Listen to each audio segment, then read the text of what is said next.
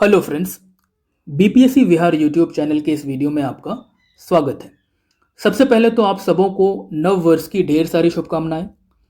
दोस्तों, इस नए वर्ष पे करंट अफेयर्स की तैयारी में आपकी मदद करने के लिए हम मंथली करंट अफेयर्स की एक सीरीज शुरू कर रहे हैं। ठीक है। 71st बीपीएससी प्रीलिम्स में जो क्वेश्चंस पूछे गए थे उनकी सब्जेक्ट वाइज सोर्स ट्रेसिंग भी हमारे चैनल पे चल रही है, जिसमें हमने करंट अफेयर्स के क्वेश्चंस की भी सोर्स ट्रेसिंग की है। इस एग्जाम से पहले हमने 70th प्रीलिम्स के क्वेश्चंस की सोर्स ट्रेसिंग की थी। उससे पहले 69th प्रीलिम्स की भी सोर्स ट्रेसिंग की थी सब्जेक्ट वाइज। बाकी और जो एग्जाम्स कंडक्ट करवाती है बीपीएससी, उनके भी करंट अफेयर्स के क्वेश्चंस को देखने के बाद, उन पे रिसर्च करने के बाद, उसकी एनालिसिस करने के बाद हमने कुछ टॉपिक्स आइडेंटिफाई किए, कुछ एरियाज आइडेंटिफाई किए जहां से क्वेश्चंस बीपीएससी बार बार पूछती है।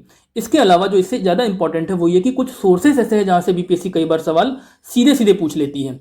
कुछ क्वेश्चंस इनडायरेक्टली होते हैं, पर कुछ कॉपीड होते हैं, एज इट इज होते हैं। तो उन सोर्सेस को भी हम ध्यान में रखते हुए, उन टॉपिक्स को ध्यान में रखते हुए जहां से बीपीएससी बार बार पूछती है, रिपीट करती है, कॉपी करती है क्वेश्चंस, उनका एक कंपाइलेशन जो है हम इस सीरीज के तहत देखेंगे, इस सीरीज में डिस्कस करेंगे। ठीक है। और मैं आपसे ये कहूँगा कि आप नोट्स भी बना लें, ठीक है, ताकि आप रिवाइज कर लें, इसको रिवाइज कर सकें इसको कम समय में। जब एग्जाम पास होगा तो मंथली आप नोट्स भी बनाते चलेंगे हमारे साथ में। ठीक है। इस वीडियो में आज हम नवंबर 2025 के करंट अफेयर्स को डिस्कस करेंगे। इसके बाद जो है हम अन्य मंथ जो होते हैं उनके भी डिस्कस करेंगे, 2025 के भी जो इंपॉर्टेंट हैं और फिर आगे भी। ठीक है। तो सबसे पहले हम आज जो है एनवायरनमेंट के क्वेश्चंस को डिस्कस करते हैं। ठीक है। बीपीएससी ने जो क्वेश्चंस पूछे हैं पहले, उनको ध्यान में रख करके ही सारे टॉपिक्स हम डिस्कस करने वाले हैं। जैसे कि अभी जो पहला टॉपिक हम डिस्कस कर रहे हैं वो है UNFCCC का COP30। अब ये कितना इंपॉर्टेंट है ये आपको बताने के लिए मैं ये बताऊं कि जो 71st हुआ था उसमें कॉप के ऊपर क्वेश्चन पूछा गया था। 70th जो हुआ था उसमें भी पूछा गया था। ठीक है।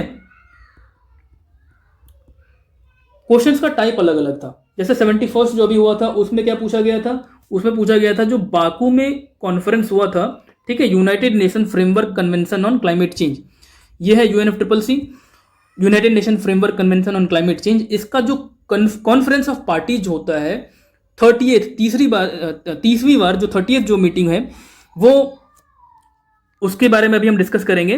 पर ये बता दूं आपको कि जो 71st है उसमें क्या पूछा गया था, तो उसमें इस कॉन्फ्रेंस के बाद कौन सा अग्रीमेंट हुआ था वो पूछा गया था। ठीक है।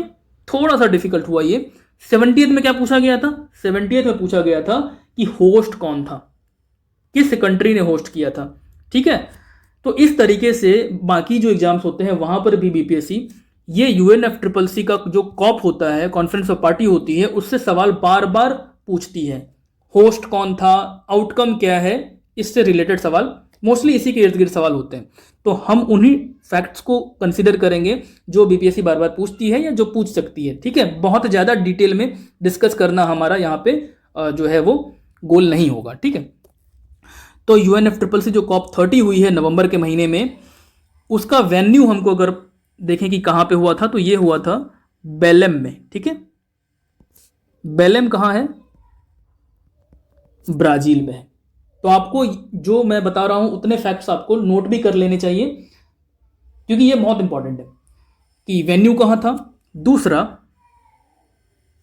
आउटकम्स की बात करें, क्योंकि आउटकम्स भी पूछने लगी है बीपीएससी। ठीक है। सिर्फ इवेंट नहीं कि कहां हुआ था, सिर्फ होस्ट नहीं, आउटकम्स। तो पहला आउटकम इसका ये है कि बेलेम 4x या 4 टाइम्स प्लेज लिया गया है।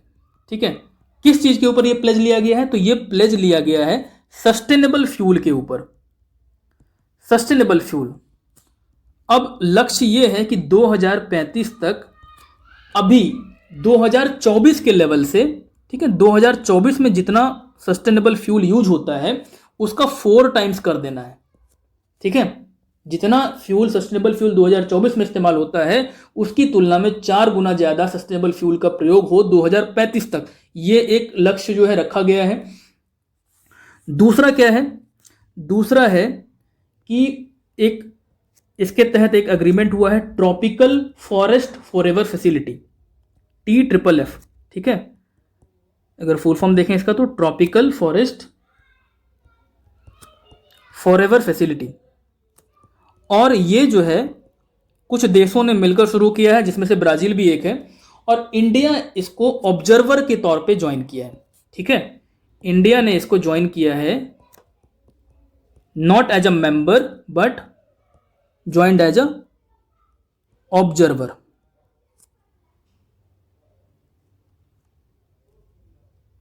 ऑब्जर्वर के तौर पर इसको इंडिया ने ज्वाइन किया है। तो हमको ये दो आउटकम्स तो कम से कम याद होने ही चाहिए। इसके अलावा अगर हम थोड़ा सा बैकग्राउंड देखेंगे UNFCCC का, क्योंकि हो सकता है कि स्टेटमेंट बेस्ड क्वेश्चन में थोड़ा सा और एक दो फैक्ट पूछ लिया जाए, तो उसकी अगर हम बात करें तो UNFCCC जो है, इसका जो पहला कॉप हुआ था, फर्स्ट कॉन्फ्रेंस ऑफ पार्टी जो हुआ था, COP 1 जो हुआ था, वो हुआ था बर्लिन के अंदर, ठीक है। बर्लिन हम जानते हैं जर्मनी में है, तो वहां पे हुआ था 1995 में।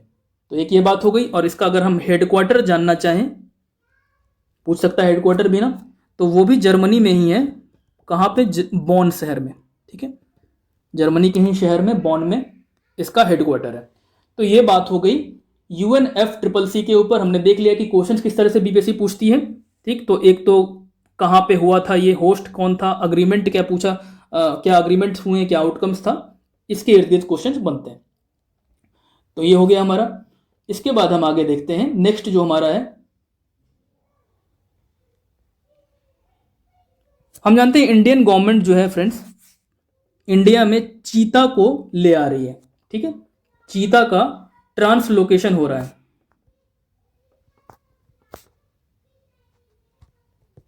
ठीक है। चीता का ट्रांसलोकेशन हो रहा है, तो उसमें हाल ही में कौन से देश से चीता को लाने का जो है वो निर्णय लिया गया है, तो वो है बोट्सवाना, ठीक है। बोट्सवाना से चीता के ट्रांसलोकेशन पे फैसला हुआ है, जिसमें से अगर हम बात करें तो पहली बार जिस देश से चीता लाया गया वो है नामीबिया। इसके बाद हम जानते हैं साउथ अफ्रीका से भी लाया गया, ठीक है। और अब जो है बोट्सवाना की बात है, ठीक है। अफ्रीकन कंट्रीज हैं सारे। ये पूछा जा सकता है कि प्रोजेक्ट चीता जो है वो कब शुरू हुआ था, तो वो हमको याद रखना है। प्रोजेक्ट चीता जो है वो 2022 में शुरू हुआ था, ठीक है। चलिए नेक्स्ट देखते हैं।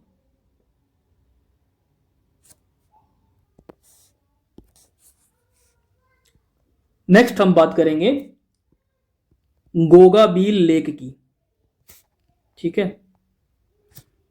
गोगाबील लेक क्यों है न्यूज में? क्योंकि गोगाबील लेक को हमारे देश का 94th रामसर साइट डिक्लेयर किया गया है, ठीक है। हम जानते हैं रामसर जो है वेटलैंड साइट्स होते हैं, रामसर वेटलैंड साइट जो है 94th बना है गोगाबील लेक। और ये कहाँ पर है? तो ये है बिहार के कटिहार डिस्ट्रिक्ट्स में, बिहार के कटिहार जिले में, कटिहार डिस्ट्रिक्ट में ये पड़ता है, ठीक है। 94th रामसर साइट तो इंडिया का हुआ, पर अगर हम बात करें बिहार का, तो बिहार में ये 6th रामसर साइट है। अब इससे हम बात करें तो बीपीएससी ने 67th जो एग्जाम हुआ था, ठीक है, 67th जो हुआ था उसमें पूछ लिया था कि फर्स्ट रामसर साइट बिहार में कौन सा है, ठीक है। फर्स्ट रामसर साइट पूछा गया था। तो हम जानते हैं फर्स्ट रामसर साइट जो है उसका आंसर क्या हो जाएगा? तो कांवर लेक। रामसर साइट पे बीपीएससी सवाल पूछती है, बिहार के रामसर साइट पे भी सवाल पूछा जा चुका है। तो हमको याद रखना है कि अभी हाल ही में गोगाबील लेक को डिक्लेयर किया गया है और ये 6th रामसर साइट बिहार में बना है। इसके साथ ही एक चीज और हमको याद रखना है कि बिहार इस मामले में 3rd रैंक पे है, ठीक है। नंबर ऑफ रामसर साइट्स के मामले में बिहार 3rd रैंक पे है। फर्स्ट और सेकंड पर कौन है? अगर आपको पता है तो कमेंट करके बताइए। तो तीसरे नंबर पे बिहार आता है, ठीक। एक चीज और कि ये जो गोगाबील लेक है ना, इसके बारे में एक चीज और याद रखिएगा आप कि ये बिहार का 6th रामसर साइट तो है, पर फर्स्ट कम्युनिटी रिजर्व है, ठीक है। पहला कम्युनिटी रिजर्व है। कम्युनिटी की मदद से जब पर्यावरण का संरक्षण होता है, किसी जगह का संरक्षण होता है, तो यह पहला है बिहार का। हो गया गोगाबिल लेक। इसके बाद हम आगे बढ़ते हैं।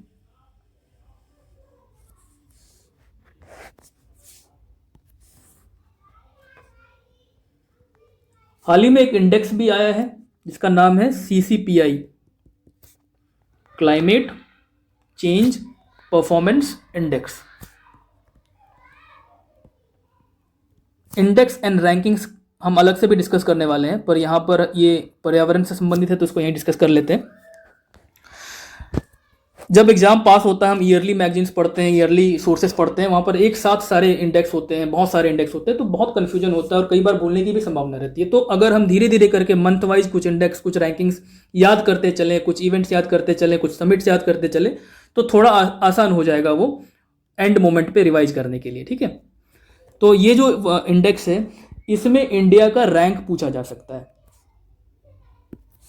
तो इंडिया का रैंक क्या है इसमें? इंडिया का रैंक है 23। पहले ये आगे था पर अब 23 पे पहुंच गया है। इसमें पहले नंबर पर कोई नहीं होता है, फर्स्ट 3 जो है वो खाली रहता है। यानी जो संस्था है इसको रिलीज जो संस्था करती है उसका नाम भी अगर हम याद रखें तो जर्मन वॉच इसको रिलीज करती है। ठीक है, अब वो लोग शायद नहीं मानते होंगे कि किसी को टॉप पे रखा जाए, इतना अच्छा क्लाइमेट चेंज को लेकर के कोई काम ना कर रहा हो, मे बी वो ऐसा सोचते हो, तो फर्स्ट 3 पे वो किसी को नहीं रखते हैं। 4th रैंक जो है वो दिया है उन्होंने डेनमार्क को। मोस्टली हर बार डेनमार्क ही रहती है, तो 4th रैंक जो है वो डेनमार्क को मिला है। तो टॉप पोजीशन पे डेनमार्क ही है पर उसका रैंक 4th है। ठीक है, और ये जो है 2026 का इंडेक्स है, ये हमको ध्यान रखना है। ईयर जो आगे में लगाया है उन्होंने 2026 लगाया हुआ है। क्लाइमेट चेंज परफॉर्मेंस इंडेक्स 2026 की बात हो रही है यहाँ पे। साल शुरू हो रहा है उससे पहले 2026 का इंडेक्स इन्होंने दे दिया है। अब हम कुछ ऐसी जगहों के बारे में बात करते हैं जो कि इंपॉर्टेंट है, जो कि न्यूज में रहे किसी न किसी वजह से, वो भी आपको याद रखना चाहिए। हमको लगता है कि वो स्टैटिक क्वेश्चन है पर वो करंट अफेयर्स के कारण पूछ लिया जाता है। जैसे कि अगर हम बात करें लेक तुर्काना, लेक तुर्काना कहाँ पे है? अगर हम कंट्री की बात करें तो ये देखिए मोस्टली तो केनिया में ही पड़ता है पर थोड़ा सा इथियोपिया में भी है। तो आपको केनिया मोस्टली याद रखना है, इथियोपिया भी याद रखना है। इसके बाद हम बात करें, एक अग्रीमेंट है मॉन्ट्रियल प्रोटोकॉल, ये भी आपको याद रखना है। इसके बारे में हमको इतना ही याद रखना है कि ये किस संबंध में है, तो ओजोन डिप्लेशन को लेकर के है। ठीक है, ओजोन डिप्लेशन के ऊपर है ये पूछ सकता है हमसे। कब साइन हुआ था ये भी पूछ सकता है, 1987 में साइन हुआ था, तो ये भी सवाल पूछा जा सकता है। इसके अलावा एक कन्वेंशन है मीनामाटा कन्वेंशन, इनकी मीटिंग्स होती रहती है पर इतना इंपॉर्टेंट नहीं है, कभी इनके मीटिंग्स पे सवाल नहीं पूछा जाता है। पर हाँ, ये सवाल जरूर पूछा जा सकता है कि ये कन्वेंशन किससे संबंधित है, किस टॉपिक से, किस चीज़ को लेकर के है। प्रोटोकॉल है तो कौन से टॉपिक से रिलेटेड है। तो मीनामाटा कन्वेंशन की बात करें तो ये मरकरी से संबंधित है। ठीक है, मरकरी का जो टॉक्सिसिटी होता है ना उससे रिलेटेड, मरकरी के लिए इनका नाम Hg है ना, मरकरी टॉक्सिसिटी, मरकरी से होने वाली टॉक्सिसिटी को लेकर के ये कन्वेंशन है मीनामाटा कन्वेंशन। हमको ज़्यादा याद नहीं रखना है, बस इतना याद रखना है इसके लिए। और इसके बाद हम एक जगह है माउंट सेनेरू, माउंट सेमेरू, ये कहाँ पर है? अगर हम बात करें तो माउंट सेमेरू जो है वो है आपको इंडोनेशिया में। जो वॉल्केनिक इरप्शंस होते रहते हैं तो उनसे संबंधित सवाल पूछ लेता है कि कौन सा माउंटेन कहाँ है। अब हम बात करेंगे एक बहुत ही इंपॉर्टेंट और चर्चित टॉपिक के बारे में, वो है ग्रैप। काफ़ी न्यूज में रहा है ये एयर पोल्यूशन को लेकर के, दिल्ली वगैरह में जो एयर पोल्यूशन बहुत ज़्यादा है तो उसको लेकर के ये काफ़ी चर्चा में रहा है। ग्रैप का फुल फॉर्म भी पूछा जा सकता है आपको, तो आपको याद रखना है ग्रैप का फुल फॉर्म है graded response action plan. Air pollution को कर्ब करने के लिए, कंट्रोल करने के लिए, जब बहुत एयर पोल्यूशन हो तो ये एक्शन प्लान लगाया जाता है, उसको कहते हैं ग्रेडेड रिस्पॉन्स एक्शन प्लान। इसके 4 स्टेजेज हैं। स्टेज 1 2 3 4, 4 स्टेजेज हैं। जब कम पोल्यूशन हो तो फिर ज़्यादा बढ़ जाए AQI तो क्या होगा, फिर उससे ज़्यादा AQI हो तो क्या होगा। और ये बेस्ड किस चीज़ पर होता है, ये जो 4 स्टेजेज हैं ये बेस्ड हैं on AQI level, air quality index का जो लेवल होता है, ठीक है, 50 100 200 300 जितना भी हो, उसके आधार पर 4 स्टेजेस डिक्लेयर किए गए हैं, डिसाइड किए गए हैं। तो ये पूछा जा सकता है। इसको इम्प्लीमेंट कौन करवाता है ये भी पूछ सकते हैं। तो इम्प्लीमेंटेड बाय CAQM। क्या है ये CAQM? तो ये है commission for air quality management, ठीक है, commission for air quality management. इसके द्वारा इसको इम्प्लीमेंट किया जाता है। और पहली बार ये आया था, कब आया था या कैसे आया था, तो ये क्रिएट हुआ था सुप्रीम कोर्ट के डायरेक्शन पे, ठीक है, सुप्रीम कोर्ट के डायरेक्शन पे ये क्रिएट हुआ था। एक केस है, आप चाहे तो याद रख सकते हैं, हो सकता है कभी पूछ लिया जाए, MC Mehta versus union of India, ठीक है, MC Mehta versus union of India case के बाद ही सुप्रीम कोर्ट के डायरेक्शन पे ये क्रिएट हुआ था ग्रैप जो है। अब यहाँ हम लगे हाथ जो AQI है, थोड़ा सा उसके बारे में भी देख लेते हैं। जो नेशनल AQI है इंडिया का, उसमें अगर आपसे पूछा जाए कि गुड क्या होता है, ठीक है, गुड का मतलब क्या है, तो गुड का मतलब AQI 0 से 50 हो तो उसको हम गुड बोलेंगे, ठीक है। ऐसे ही 51 से 100 हो तो उसको हम बोलेंगे सेटिस्फैक्ट्री, ठीक है। और 101 से 200 हो तो हम उसको बोलते हैं मॉडरेट, 201 से 300 हो तो उसको बोलते हैं पुअर, 301 से 400 हो तो उसको बोला जाएगा वेरी पुअर, और 400 से ज़्यादा हो, ठीक है, तो अगर अब की बार 400 पार हो तो उसको बोलेंगे सीवियर, ठीक है, सीवियर AQI। ये कैटेगरी पूछा जा सकता है, बहुत ही चर्चा में रहा है ये हाल फिलहाल में, तो इसलिए ये इंपॉर्टेंट हो जाता है। अब हम आगे बढ़ते हैं। इसके बाद जो हमारा टॉपिक है वो है, देखिए, एनवायरनमेंट में कुछ वाइल्ड लाइफ सेंचुरीज वगैरह के बारे में भी पूछ लेता है ना, तो वो भी एक तो हम इंपॉर्टेंट जो भी न्यूज में रहा है वाइल्ड लाइफ सेंचुरी उसको हम डिस्कस करते हैं। एक तो है एतूर नगरम, ठीक है, एतूर नगरम वाइल्ड लाइफ सेंचुरी। आपको बस ये याद रखना है कि ये कहाँ था, ये कहाँ पे लोकेटेड है, तो तेलंगाना में है। वैसे आपको ये भी आप चाहें तो याद रख सकते हैं कि यहाँ पर बटरफ्लाई और मॉथ सर्वे हुआ है, ठीक है। इन कीट पतंगों का जो बटरफ्लाई एंड मॉथ सर्वे है वो एतूर नगरम वाइल्ड लाइफ सेंचुरी में हुआ, तेलंगाना में, ठीक है। अगर हम आगे बढ़ें, कई बार BPSC कुछ स्पीसीज के बारे में भी पूछ लेती है, तो यहां पर हमको एक चीज याद रखना है, जो न्यूज में था वो है white Iberian lynx, white Iberian lynx हो सकता है इसके बारे में पूछ लिया जाए। इसको कहाँ पे स्पॉट किया गया है, कहाँ देखा गया है, इस स्पीसीज को, इस प्रजाति को कहाँ पे देखा गया है, तो इसका आंसर है स्पेन, ठीक है। और ये दुनिया का पहला साइट है या स्पॉट है, पहली बार इसको दुनिया में स्पॉट किया गया है, ठीक है, first time in world's first, Spain में इसको देखा गया है। हम जानते हैं यूरोप में आइबेरियन पेनिनसुला है, थोड़ा सा अगर मैपिंग कर लें, आइबेरियन पेनिनसुला कहाँ है आपको पता है क्या?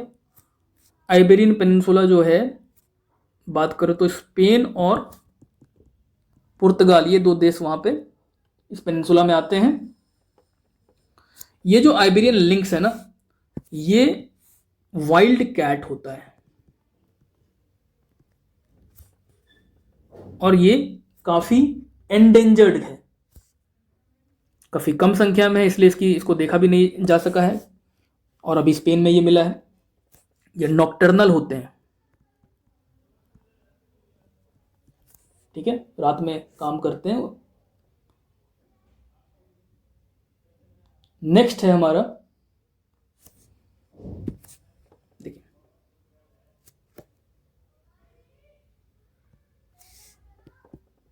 कन्मिंग बायोडाइवर्सिटी फंड।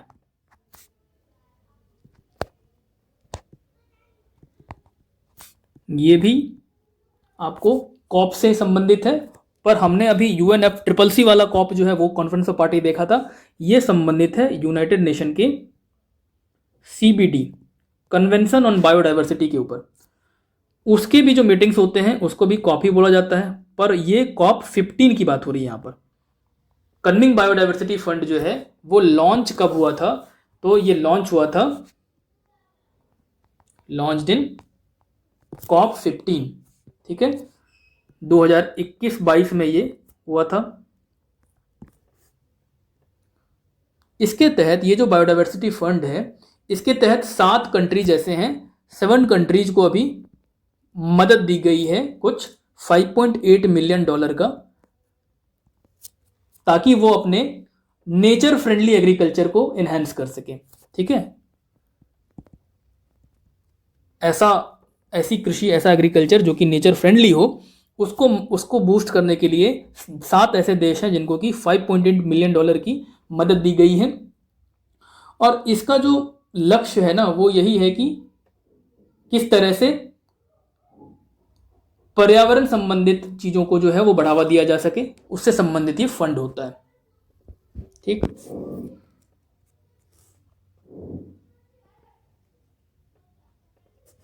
देखिए, एक तो है कन्मिंग ग्लोबल बायोडाइवर्सिटी फ्रेमवर्क, इससे सवाल भी बन सकता है। बायोडाइवर्सिटी फ्रेमवर्क, ये पूछा जा सकता है कि इसको कब अडॉप्ट किया गया था, तो ये भी अडॉप्ट हुआ था इसी CBD में। ठीक है,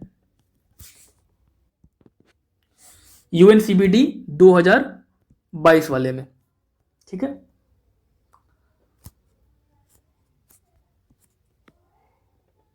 तो कन्मिंग बायोडाइवर्सिटी फंड या कन्मिंग ग्लोबल बायोडाइवर्सिटी फ्रेमवर्क, दोनों पूछा जाए तो दोनों वही हुआ है COP15 में UNCBD के। ठीक है, United nation convention on biodiversity के। आगे हम अगर बढ़ें तो एक और जगह फिर से हमको देखने को मिलता है नवंबर के अंदर, वो है लेक सुचितलान। ये एक लेक है, ये भी न्यूज में था। कहाँ है ये अगर बात करें तो ये है कहाँ पे, एल सल्वाडोर में। एल सल्वाडोर कहाँ है ये, तो सेंट्रल अमेरिकन कंट्री है, सेंट्रल अमेरिकन कंट्री है एल सल्वाडोर। वहाँ पे सुचितलान लेक है, वहाँ पर कुछ इन्वेजिव वाटर लेट्यूस हैं, जिसकी वजह से, जिसके फैलने की वजह से वहाँ पर काफ़ी क्राइसिस हो रही है। ठीक है, आप याद रख सकते हैं कि किसकी वजह से यहाँ पर दिक्कत हो रही है, एक वाटर लेट्यूस की वजह से। इसको वाटर कैबेज भी कहा जाता है। कई बार कई प्रजातियां होती हैं जो कि वाटर के लिए नुकसानदायक होती हैं, तो इस लेक को नुकसान पहुंचा रही है ये वाली जो प्रजाति है, क्योंकि इसका विस्तार बहुत तेजी से हो रहा है। कोई पौधा बहुत तेजी से बढ़ने लगे किसी लेक में, तो उस लेक के लिए वो फिर दिक्कत कर सकता है उसके पानी के लिए। तो ये सुचितलान लेक के लिए इशू बन रहा है, वाटर लेट्यूस या कैबेज जो है, वाटर कैबेज, उसका बहुत तेजी से बढ़ना। ठीक है, इसके बाद हम बात करें तो पीलिया मेल नाडू, ये एक स्पीसीज है। किस चीज की स्पीसीज है, तो ये जंपिंग स्पाइडर की स्पीसीज है। ठीक है, जंपिंग स्पाइडर की स्पीसीज है, और ये मिला कहां पर है, तो कर्नाटका में। आपसे इतना ही पूछा जा सकता है कि पीलिया मेल नाडू जो है वो कहाँ मिला है, तो कर्नाटका में, और किस चीज़ की स्पीसीज है, तो जंपिंग स्पाइडर की स्पीसीज है। ठीक है, नेक्स्ट और स्पीसीज है जिसकी बात करेंगे अभी हम, वो है ग्रैंडीडिएरेला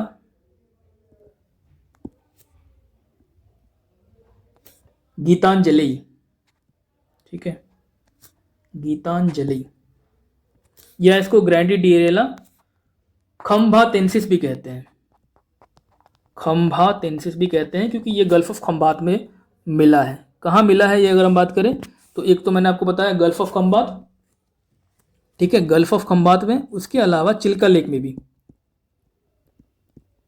गल्फ ऑफ खंबात और चिल्का लेक में ये स्पीसीज पाया गया है।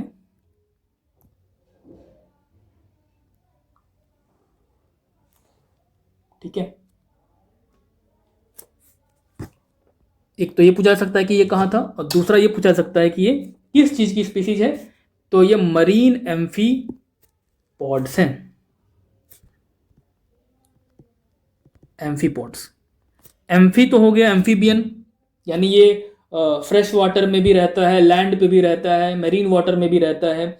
और दूसरा कि ये जो है अर्थ्रोपॉड्स है।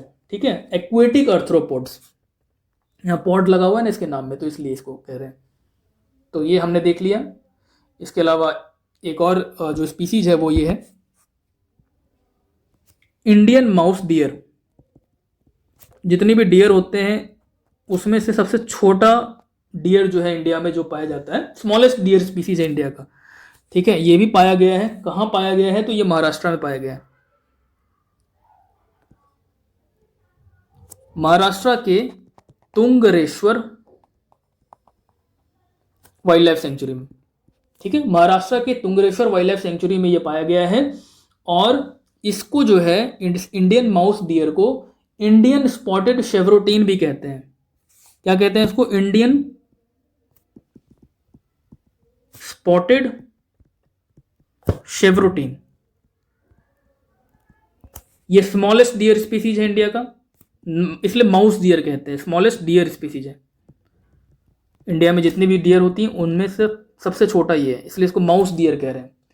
ठीक है, और अगर पूछा जाए, एक तो ये तुंगरेश्वर वाइल्ड लाइफ सेंचुरी में इसको स्पॉट किया गया है, पर ये रहता कहाँ है? ये रहता है वेस्टर्न घाट में भी और ईस्टर्न घाट में भी। ठीक है, वेस्टर्न घाट में भी और ईस्टर्न घाट में भी। महाराष्ट्र में ये मिला है तुंगरेश्वर वाइल्ड लाइफ सेंचुरी में। ये तो वेस्टर्न घाट हो गया, पर ईस्टर्न घाट, ऐसा अगर सवाल रहे कि क्या ये वेस्टर्न घाट में सिर्फ पाया जाता है, नहीं, वेस्टर्न घाट के अलावा ईस्टर्न घाट में भी रहने वाला ये स्पीसीज है। ठीक है, इसके अलावा अब हम बात करेंगे एक टाइगर रिजर्व के बारे में जिसका नाम है काली टाइगर रिजर्व। ये कहाँ पे लोकेटेड है ये पूछा जा सकता है हमसे, तो हमको पता होना चाहिए कि ये कर्नाटका में पाया जाता है।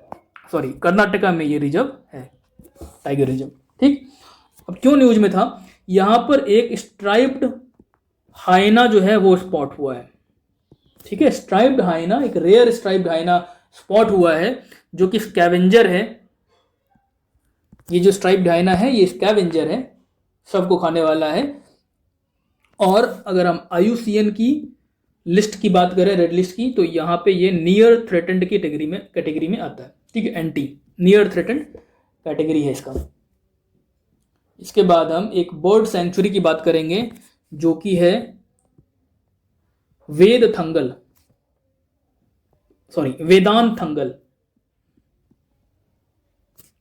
वेदांथंगल बर्ड सेंचुरी है ये, और ये कहां पर लोकेटेड है? तमिलनाडु में। तमिलनाडु में लोकेटेड है। ये फ्रेश वाटर वेटलैंड है। यहाँ पे बर्ड सेंचुरीज अक्सर वेटलैंड्स जो होते हैं वहाँ पे होते हैं। जैसे बिहार की बात करें अगर हम, तो अभी हमने रामसर साइट्स देखा, तो नागी नकटी आपने पढ़ा होगा नागी नकटी के बारे में, तो वो भी एक वेटलैंड है और उसको रामसर साइट डिक्लेयर किया गया। वेटलैंड्स को रामसर साइट डिक्लेयर किया जाता है। कन्वेंशन है वो जो कि ईरान में हुआ था। रामसर एक शहर है ईरान में। यहाँ जो हम बात करें वेदांथंगल के बारे में, तो ये जो है तमिलनाडु में लोकेटेड है। इसके बाद एक report I, state of climate update for COP30। ठीक है, COP30 के लिए, जिसको कि किसने रिलीज किया है? तो released by World Meteorological Organization. ठीक है, WMO के द्वारा इसको रिलीज किया गया है, वर्ल्ड मेट्योरोलॉजिकल ऑर्गेनाइजेशन के बारे में, जो मौसम से संबंधित ऑर्गेनाइजेशन है वो इसको रिलीज किया है। एक और स्पीसीज की बात करेंगे हम यहाँ पे, क्रैसिकॉली मिडिलटोनाई। ठीक है, क्रैसिकॉली मिडिलटोनाई, ये फ्लावरिंग प्लांट है। ठीक है, फ्लावरिंग प्लांट है, ये पौधा, इसमें फूल होता है। और ये मिला है कहाँ पर? तो अरुणाचल प्रदेश में।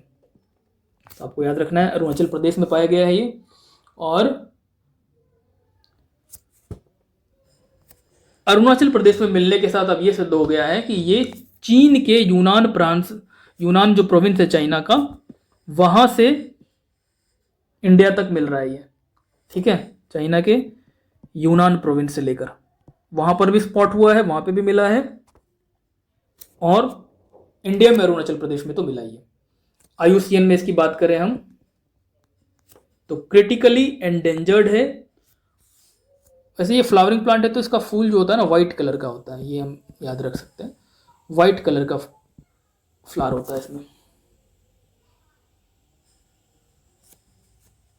आगे हम एक और देखते हैं न्यूज, वो है ड्रैप। क्या है ड्रैप? डंप साइट रिमीडिएशन एक्सेलरेटर प्रोग्राम है ये। डंप साइट रिमीडिएशन एक्सेलरेटर प्रोग्राम है, और इसको लॉन्च किस मंत्रालय ने किया है ये पूछा जा सकता है। तो इसको लॉन्च किया है ministry of housing and urban affairs. ठीक है, क्यों इसको बनाया गया है इस प्रोग्राम को? जो अर्बन सिटीज होते हैं वहां पर जो डंप साइट्स होते हैं ना, उनको उनकी सफाई को फास्ट ट्रैक करने के लिए, तेजी से सफाई हो सके डंप साइट्स की, इसके लिए इसको रिलीज किया गया है अर्बन प्लेसेस में, रूरल में नहीं। ठीक है, और इसका गोल जो है वो बहुत इंपॉर्टेंट है, वो है लक्ष्य 0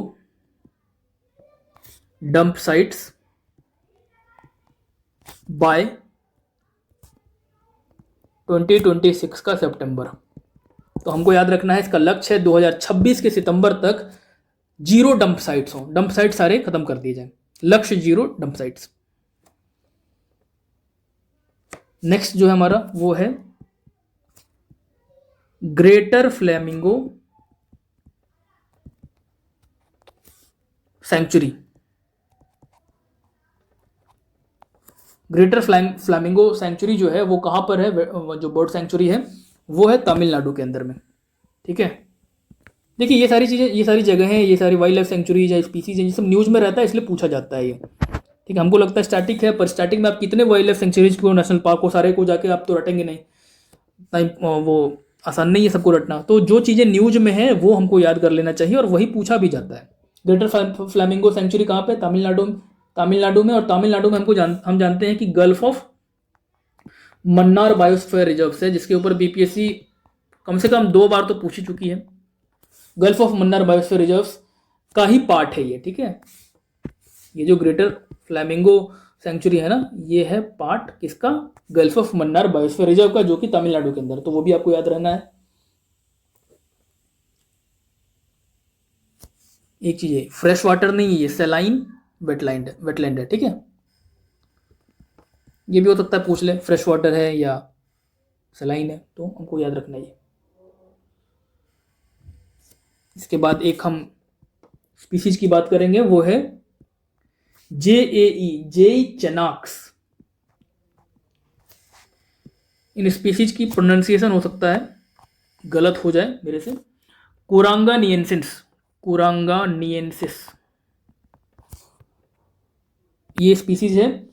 ये एक बीटल की स्पीसीज है, भौरा जैसा कुछ होता है ये, और ये तमिलनाडु में डिस्कवर हुआ है। ठीक है, तमिलनाडु में, जहां पे ग्रेटर फ्लैमिंगो सेंचुरी हमने देखा, वहीं पर जायचेनाक्स कुरांगानियंसिस जो स्पीसीज है वो वहां पर डिस्कवर हुआ। कुरांगानी स्ट्रीम होता है, ये जो कुरांगानी आप वर्ड देख रहे हैं, ये स्ट्रीम है, हिल्स भी है, नदी की धारा है, बहुत सारी नदियों की धारा को मिला के, और उसके नाम पर इसको बनाया गया है। डिस्कवर कहाँ हुआ? तो तमिलनाडु में, वेस्टर्न घाट में, याद रखना है हमको। नेक्स्ट है एक वोल्केनिक प्लेस की बात करेंगे हम, वोल्केनो की बात करेंगे, उतुरुंकु वोल्केनो। ये बड़ा इंटरेस्टिंग वोल्केनो है, इसके बारे में आप जरूर याद रखिएगा। उतुरुंकु इंटरेस्टिंग क्यों बोल रहे हैं इसको? देखिए, उतुरुंकु वोल्केनो जो है, इसको ज़ॉम्बी वोल्केनो भी कहा जाता है। क्यों कहा जाता है? क्योंकि ये है डोरमेंट। ठीक है, इरप्ट नहीं हो रहा है, बहुत सालों, मतलब लाखों साल पहले ये इरप्ट हुआ था, पर इसमें से गैसियस इमिशंस हो रहे हैं। अब इरप्शन हो नहीं रहा है, ज्वालामुखी फट नहीं रहा है, वोल्केनिक इरप्शन हो नहीं रहा है, तो गैस कहाँ से निकल रहा है, गैस इमिशन कहाँ से निकल रहा है, इसलिए ज़ॉम्बी वोल्केनो कहा जाता है कि न जिंदा है या मुर्दा है पता ही नहीं चल रहा है। ठीक है, इसकी बात करें कि ये कहाँ पे है, तो आपको याद रखना है बोलीविया में। बोलीविया नॉर्थ अमेरिका में या साउथ अमेरिका में? नहीं, तो साउथ अमेरिका में है ना, साउथ अमेरिकन कंट्री है बोलीविया, और वहाँ पर इंडीज माउंटेन्स में आपको ये वोल्केनो देखने को मिलता है। इंडीज माउंटेन्स के अंदर डोरमेंट है, एक्टिव नहीं है, लेकिन फिर भी इसमें से गैस के इरप्शंस हो रहे हैं, इसलिए इसको ज़ॉम्बी वोल्केनो भी कहा जाता है। भूकंप वगैरह आते हैं यहाँ पे। ठीक है, नेक्स्ट बात करें हम, देखिए एशियन वाटर स्नेक जो है वो स्पॉट हुआ है। एशियन वाटर स्नेक, इसमें पहली बार एल्बिनिज्म का केस देखने को मिला है। ठीक है, फर्स्ट टाइम इसमें एल्बिनिज्म का केस देखने को मिला है। एल्बिनिज्म क्या होता है? एल्बिनिज्म कहते हैं जब मेलानिन घट जाता है या एब्सेंट हो जाता है। मेलानिन का एब्सेंस, ऑलमोस्ट एब्सेंस जो होता है उसको एल्बिनिज्म कहते हैं, मेलानिन का एब्सेंस, उसके कारण उसके कलर पे प्रभाव पड़ता है। और ये केस देखने को मिला है एशियन वाटर स्नेक में, जिसका की जो है नाम वो है चेकर्ड कीलबैक। ठीक है, चेकर्ड कीलबैक, ये है एशियन वाटर स्नेक का नाम। अब ये फ्रेश वाटर में रहता है। ठीक है, और IUCN की रेड लिस्ट में ये लीस्ट कंसर्न्ड है। ठीक है, अब यहीं पर हम जब इतनी बार IUCN की लिस्ट के बारे में देख ही रहे हैं, तो थोड़ा सा इसके बारे में भी आप समझ लीजिए कि IUCN की जो लिस्ट होती है उसमें तो क्रिटिकली एंडेंजर्ड होता है, फिर एंडेंजर्ड होता है, फिर वल्नरेबल होता है, नियर थ्रेटेंड होता है, लीस्ट कंसर्न्ड होता है। तो ये इस तरीके से प्रजातियों की संख्या के आधार पर ये डिपेंड करता है। इसके ऊपर एक एक्सटिंक्ट भी होता है, एक्सटिंक्ट इन वाइल्ड, फिर एक्सटिंक्ट होता है, और वहाँ से उसके बाद जो है ये क्रिटिकली एंडेंजर्ड, अगर कब संख्या है उसकी, तो क्रिटिकली एंडेंजर्ड, उससे थोड़ी ज़्यादा हो तो फिर एंडेंजर्ड है, और थोड़ी ज़्यादा हो तो वल्नरेबल हो। यानी किस तरह से उसकी संख्याएं कम हो रही है और कितनी संख्या उसकी है, उसके आधार पर ये तय होता है। लीस्ट कंसर्न यानी सबसे कम कंसर्न उस पर दिया जा रहा है। 9 कैटेगरी होते हैं टोटल तो इसमें। इसके बाद हम बात करें एक वोल्केनो की, वो है साकुराजिमा वोल्केनो। साकुराजिमा, ठीक है, साकुराजिमा वोल्केनो ये कहाँ पर है? ये है आपको जापान के अंदर, साकुराजिमा। और ये इरप्ट हुआ था, हम जानते हैं जापान में वोल्केनिक इरप्शंस काफ़ी होते रहते हैं, उस एरिया में रिंग ऑफ फायर है तो वहाँ पे होता है। और ये क्यूशू आइलैंड जो है वहाँ पर है। ठीक है, जापान के क्यूशू आइलैंड पे इसका लोकेशन है, इस वोल्केनो का। नेक्स्ट हम बात करें तो एक स्पीसीज है, वो है फोरामिनीफेरा। फोरामिनीफेरा ये सिंगल सेल्ड होता है, यूनिसेलुलर है। ठीक है, और मैराइन है।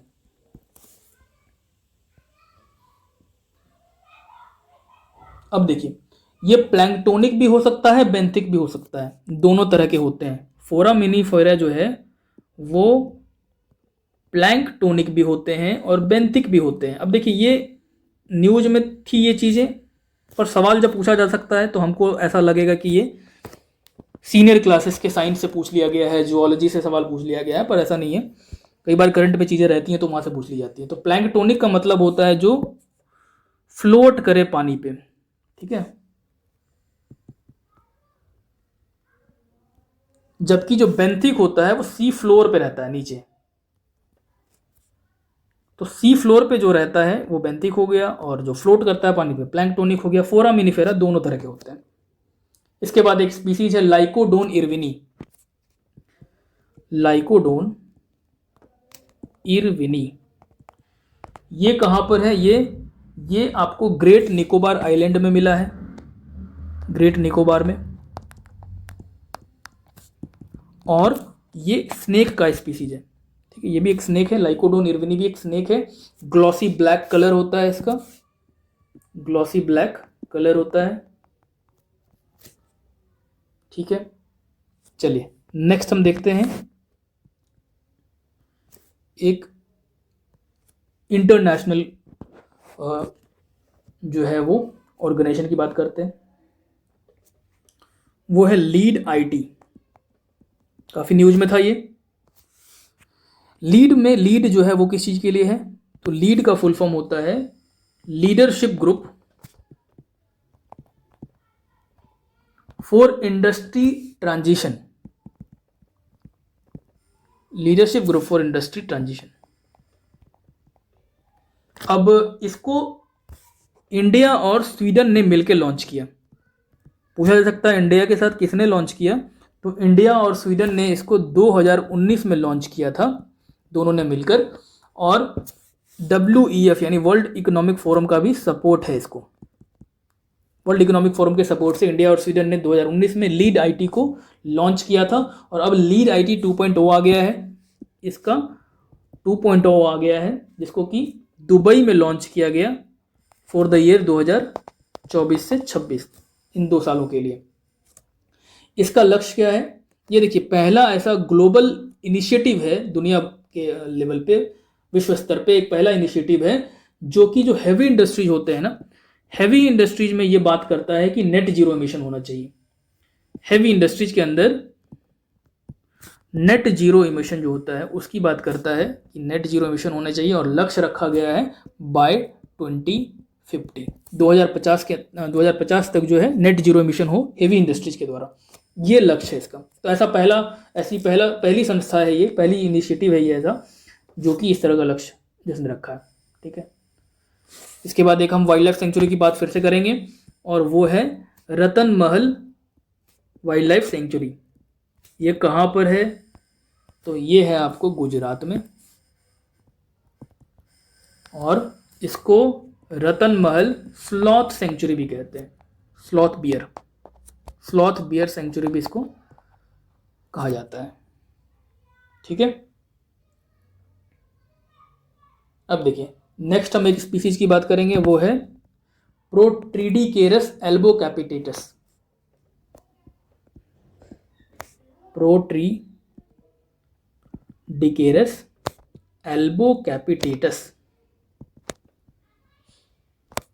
अब ये किस चीज़ की स्पीसीज है, तो ये स्पीसीज है आउल फ्लाई स्पीसीज है ये, और ये डिस्कवर हुआ है आपको केरल में। इतना ही याद रखना है आपको, वैसे और भी चीज़ें इसके बारे में है, पर हमको इतना ही याद रखना है कि ये कहाँ पे डिस्कवर हुआ है, केरल में। और क्या है ये, आउल फ्लाई की स्पीसीज है। चीता की बात हमने की थी, प्रोजेक्ट चीता की, तो वहीं पर आपको, ठीक है, उसी नोट्स में आप एक चीज़ ऐड कर लीजिएगा जहां हमने चीता को डिस्कस किया था। फर्स्ट इंडिया बॉर्न चीता जो है वो, उसका नाम है,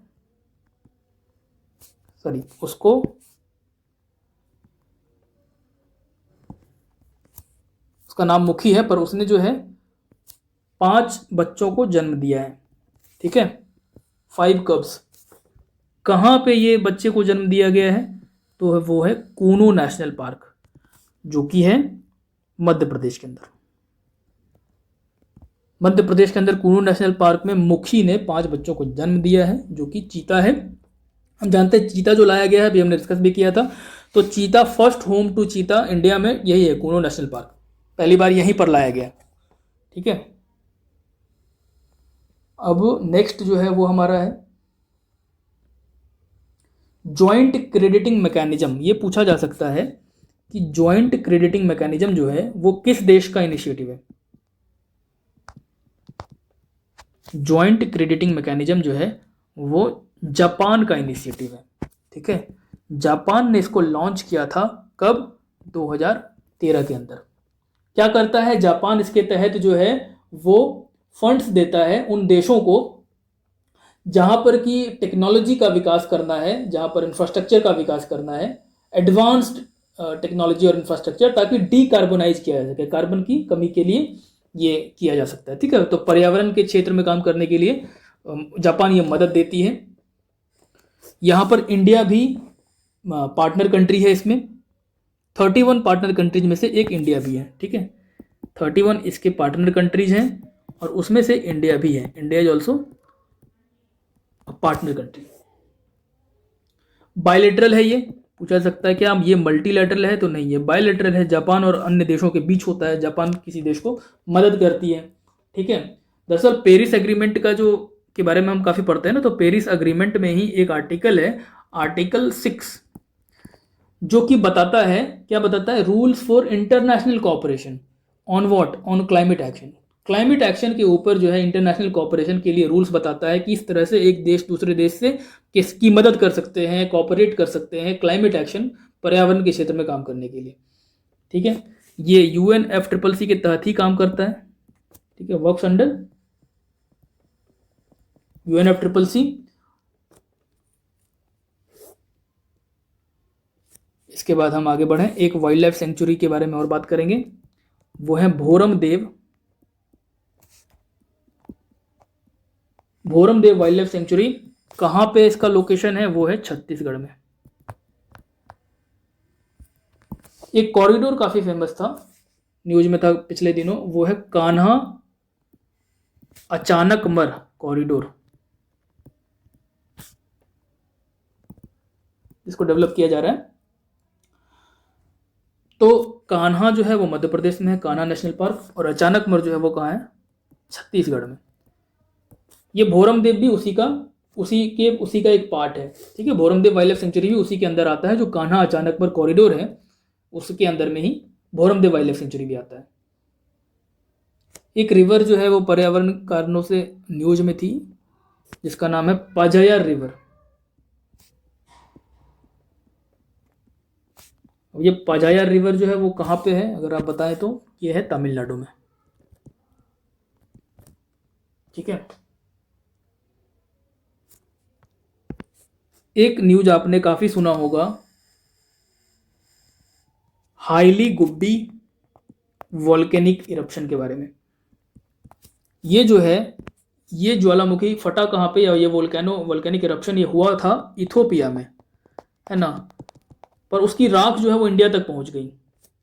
इरप्शन के बाद जो धुआं, जो राख जो ऊपर, जो गैसियस एसेस जो पहुंचते हैं ऊपर, उसने क्लाउड के फॉर्म में वो वहां से यात्रा करते करते इंडिया तक पहुंची, नॉर्दर्न इंडिया में आपको वो वहां तक पहुंचा।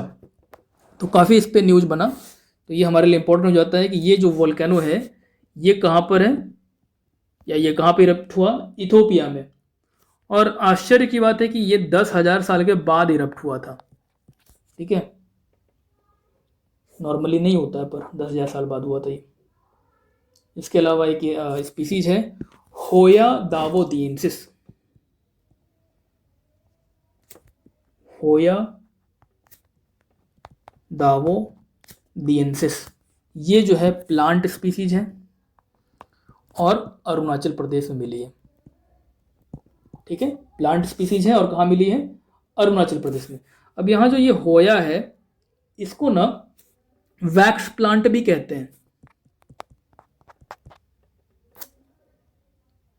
एक चीज फ्रेंड्स, ये जो मैं नाम लिख रहा हूँ ना स्पीसीज के, तो यहाँ पर जो सेकंड वर्ड देख रहे हैं जो स्पीसीज है, उसमें मैं कैपिटल से शुरू कर दे रहा हूँ, बट यहाँ पे कैपिटल से होगा नहीं, ये मैं इस पर अभी ध्यान नहीं दे रहा हूँ, बट ये करेक्ट नहीं है, ऐसे लिखना इसको करेक्ट नहीं है। जीनस का जो फर्स्ट लेटर है वो कैपिटल होता है, बट स्पीसीज जो है उसका कैपिटल लेटर स्मॉल लेटर होता है। ठीक है, तो दावोदियंसिस में डी स्मॉल हो जाएगा, बट वो हमारे लिए कंसर्न नहीं है, करंट अफेयर डिस्कस कर रहे हैं यहाँ पे हम। तो वैक्स प्लांट कहते हैं इसको, और या फिर इसको पोर्सिलिन फ्लावर भी कहते हैं। चीनी मिट्टी जो है उसके जैसा ये फिसलता है, काफ़ी मुलायम होता है, तो पोर्सिलिन फ्लावर भी इसको कहा जाता है, हावो दावो, होया दावोदियंसिस को, सॉरी। ठीक है, इसके अलावा एक स्पीसीज है हाउफिंच बर्ड। ये कहाँ मिला है, हाउफिंच बर्ड कहाँ मिला है, हाउफिंच बर्ड जो है वो उत्तराखंड में जिम कॉर्बेट नेशनल पार्क में मिला है। ठीक है, उत्तराखंड के जिम कॉर्बेट में हाउफिंच बर्ड जो है वो रिकॉर्ड किया गया, वहाँ पे मिला है। और इसका IUCN जो है वो रेड लिस्ट में इसका जो है जो स्टेटस है वो लीस्ट कंसर्न का है। ठीक है, इसके बाद हम आखिरी अपना जो फैक्ट है, अपना जो आर्टिकल है वो देखते हैं। तो ये हमारा लास्ट फैक्ट है, वो है फिन्स वेवर स्पीसीज है। ये कहाँ पाई जाती है? तो फिन्स वेवर जो है वो गंगा और ब्रह्मपुत्र वैली में पाई जाती है, नेचुरली वहीं पाई जाती है। ठीक है, गंगा और ब्रह्मपुत्र दोनों, गंगा ब्रह्मपुत्र दोनों वैली में मिलता है ये। IUCN में वल्नरेबल है, IUCN की लिस्ट में वल्नरेबल कैटेगरी में आता है। इसको फिन्स बाया या येलो वेवर भी कहते हैं। ठीक है, इसको क्या कहते हैं? फिन्स बाया या फिर येलो वेवर भी कहते हैं।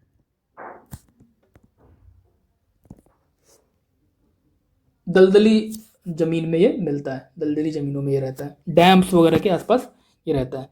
तो ये हमारा लास्ट आर्टिकल था एनवायरनमेंट से रिलेटेड। ठीक है, अब इसके बाद हम उन फैक्ट्स को देखते हैं जो इंडिया में या वर्ल्ड में जो फर्स्ट चीज़ें होती हैं। बीपीएससी उस पर भी सवाल काफ़ी पूछता है। कोई भी चीज़ अगर पहली बार हो कहीं पर भी, किसी स्टेट में या किसी कंट्री में कोई चीज़ जब पहली बार होता है ना, तो उस पर भी सवाल पूछ लिए जाते हैं। ठीक है, फर्स्ट इन इंडिया या फर्स्ट इन वर्ल्ड, उस पर सवाल पूछा जाता है।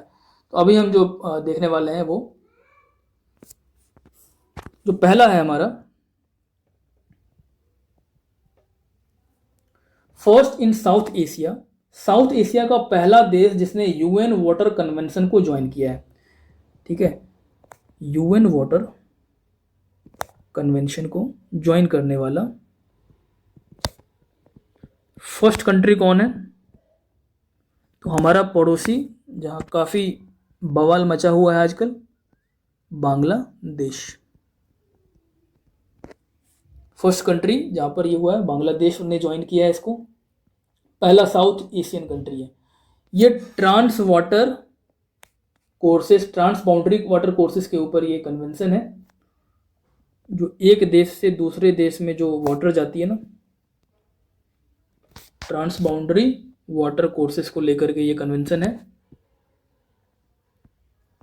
और इसको अडॉप्ट किया गया था हेलसिंकी में 1992 में।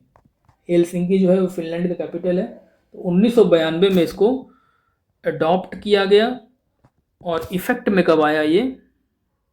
इफेक्ट में आया 1996।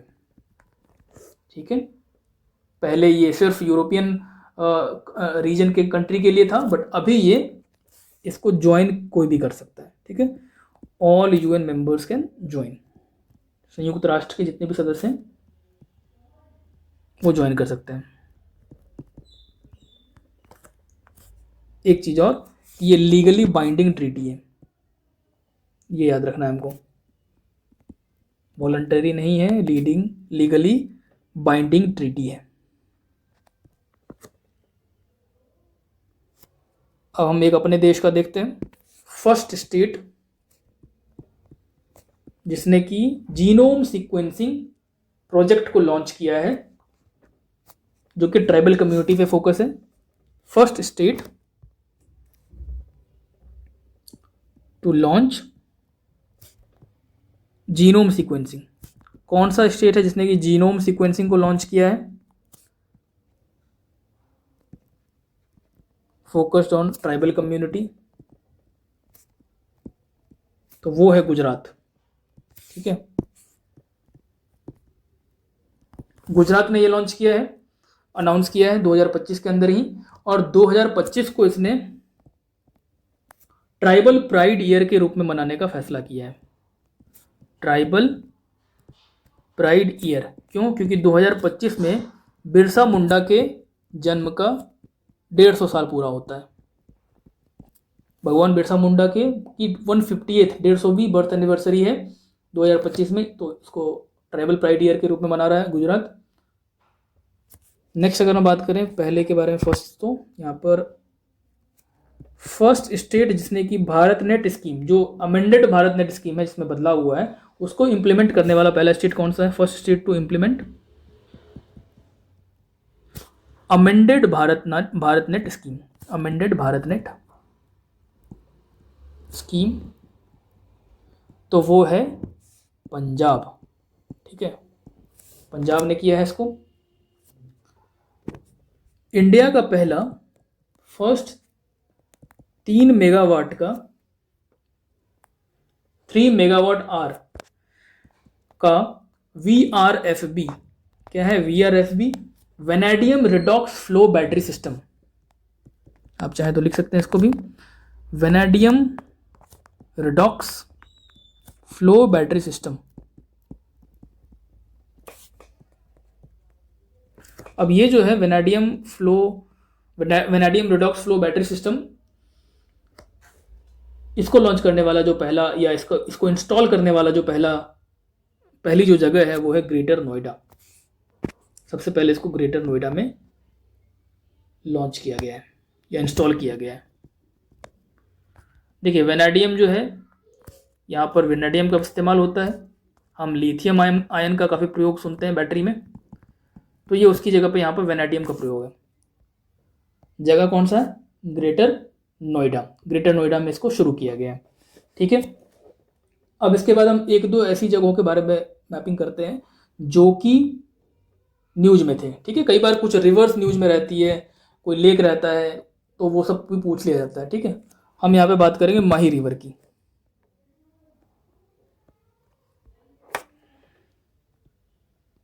आपको वैसे मैप पे इन चीज़ों को देखना है जो हम यहाँ पे डिस्कस करने वाले हैं अभी, जिन जगहों के बारे में, जिन रिवर्स के बारे में, आपको जा करके मैप खोल करके उसको देखना है कि वो कहाँ पे है।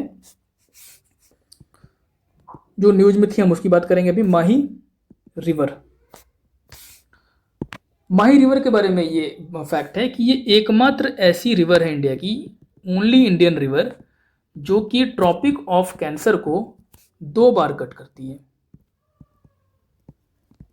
ठीक है, ट्रॉपिक ऑफ कैंसर को 2 बार कट करती है। कैसे? क्योंकि इसका जो फ्लो है वो मध्य प्रदेश में इसका ओरिजिन है, वहां से ये राजस्थान जाती है और फिर गुजरात जाती है। तो ये इसका इस तरह से फ्लो होता है, मध्य प्रदेश, फिर राजस्थान, फिर गुजरात। तो ये ऐसे ऐसे उठ करके फिर ऐसे नीचे आती है।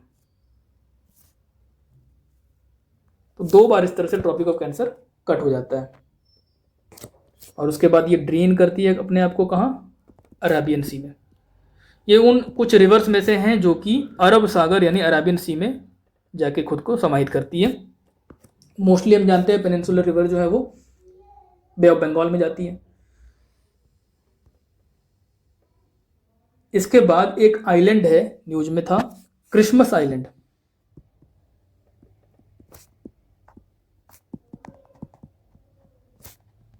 ये पूछा जा सकता है कि क्रिसमस आइलैंड जो है वो कौन से ओशन में है, तो आपको ये इंडियन ओशन में है। ठीक है, इंडियन ओशन में है और ऑस्ट्रेलिया का एक्सटेंडेड टेरिटरी है, यानी इस पर ऑस्ट्रेलिया का जो है वो कब्जा है। न्यूज में था ये क्योंकि यहाँ पर गूगल जो है ना वो अपना एक AI डेटा सेंटर स्टैब्लिश करेगी। ठीक है, क्रिसमस आइलैंड पर गूगल अपना एक AI डेटा सेंटर प्लान कर रही है, इसलिए ये न्यूज में था। इसके बाद हम एक रिवर की बात करेंगे, वो है उम्नगॉट रिवर। उम्नगॉट रिवर, अब ये कहाँ पे है? तो ये आपको मेघालय में है।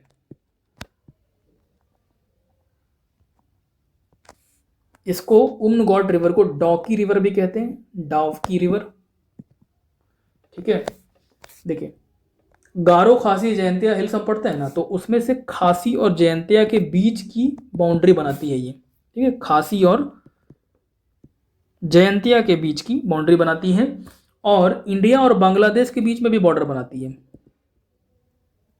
इंडिया और बांग्लादेश के भी बीच में बॉर्डर, नेचुरल बाउंड्री जो है वो बनाने का काम उम्नगॉट रिवर करती है। तो मेघालय से बहती है, ये हमको याद रखना है। इसके बाद हम एक रिवर की बात करेंगे, वो है कुनार रिवर।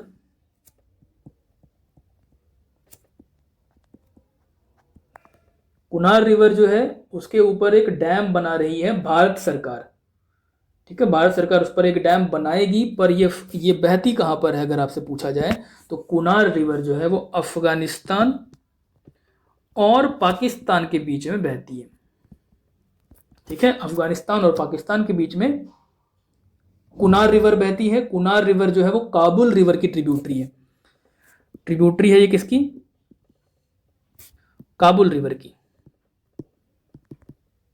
अफगानिस्तान का जो कैपिटल काबुल है वो इसी रिवर के नाम पे है। इस कुनार रिवर को हम also known as, Kunar river is also known as Kama river, इनको कामा भी कहते हैं। और पाकिस्तान के अंदर इसका एक और अलग नाम है, वो है चित्राल रिवर। ठीक है, चित्राल रिवर को कहाँ कहा जाता है? पाकिस्तान में। तो कुनार रिवर जो अफगानिस्तान पाकिस्तान के बीच बहती है उसी को पाकिस्तान में चित्राल रिवर कहते हैं। हमको बस याद रखना है कि ये कौन से दो देशों के बीच बहती है। तो फ्रेंड्स यहाँ पे हमने 3 टॉपिक्स डिस्कस कर लिए हैं। एक तो एनवायरनमेंट की चीज़ें डिस्कस कर ली हैं, फर्स्ट जो स्टेट और भी इंडिया में वर्ल्ड में हुई उसको डिस्कस कर लिया है हमने, मैपिंग की कुछ चीज़ों को हमने डिस्कस किया है, कुछ रिवर्स वगैरह को।